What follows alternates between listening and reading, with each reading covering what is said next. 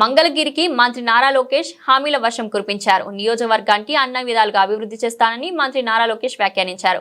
మంగళగిరి ప్రజలకు అండగా ఉంటానని హామీ ఇచ్చారు. ఇక్కడి ప్రజల రుణం తీర్చుకోలేనిదని తెలిపారు. ప్రజలు తనను ఆశీర్వదించి ఎమ్మెల్యేగా గెలిపించారని మంత్రి నారా లోకేష్ అన్నారు.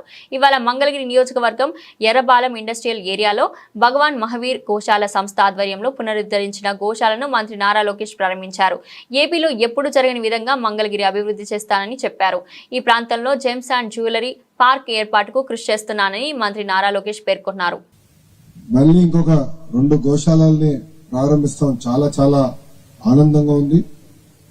2002లో 2 ఆవులతో మొదలైన ఈ గోశాల ఇప్పుడు దాదాపు 450 ఆవులకు వస్తాం. నిజంగానే దాని వెనకాల ఎంత కృషి ఉందో, కష్టం ఉందో ఇక్కడికి వచ్చిన తర్వాత నాకు అర్థమైంది.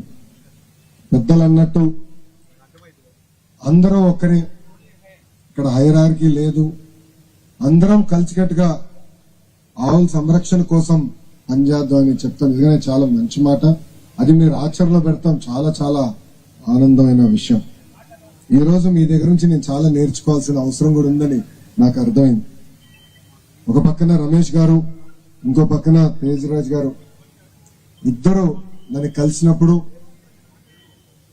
వాళ్ళు చేస్తున్న కార్యక్రమాలు, ప్రత్యేకంగా సమాజానికి చేస్తున్న సేవా కార్యక్రమాల పైన నాతో మాట్లాడటం కూడా జరిగింది. దాంట్లో భాగంగా ఇక్కడ నడిపిస్తున్న గోశాల, ప్రత్యేకంగా ఇక్కడ ఒక హాస్పిటల్, ఇంకో పక్కన ఇంట్లో సీసీటీవీ ఉంటుందో లేదో తెలియదు కానీ గోశాలలోనే సీసీటీవీ పెట్టుకుని చాలా పకడ్బందీగా మానిటరింగ్ అడ్మినిస్ట్రేషన్ చేస్తాం. నిజంగానే నాకు చాలా ఆశ్చర్యంగా ఉంది.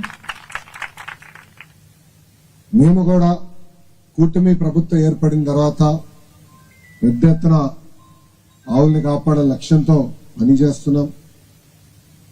గోకులంలో కానివ్వండి, గోశాలలు కూడా పెద్ద ఎత్తున ఏర్పాటు చేయాలనేది మన ప్రభుత్వం నిర్ణయం తీసుకుంది.